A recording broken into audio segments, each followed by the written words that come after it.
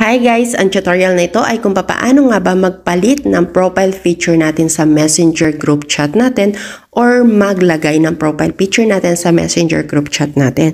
So napakadali lamang guys ang gagawin natin. Una, kailangan natin pumunta sa ating Messenger app. I-open lang natin siya.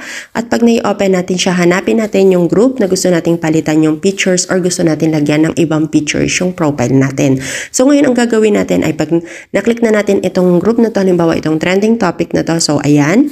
Pagkatapos guys, ang gagawin mo lang, punta ka lang dyan sa may 3 dots sa taas. Pag napindot mo yan, ayan, lalabas dito. Ayan na yung group chat na, ay yung group natin. Tapos dito sa may taas, may 3 dots siya guys. So yung 3 dot na yan, ipipindot mo siya. Tapos makikita mo dyan ay change group photo. So pipindutin mo tong change group photo na to. Pag napindot mo yan, ayan, ang nakalagay dyan, take picture, choose photo. So, ikaw na yung bahala kung gusto mo mag-take ng pictures para mapunta dyan or mag-choose ka ng photo from your gallery.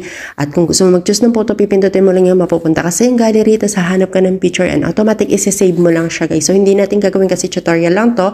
Sana nakuha nyo yung ibig kong sabihin and ganun lamang siya kadali magpalit. So, pipindutin mo lang yung choose photo para makakuha ka ng pictures, then save.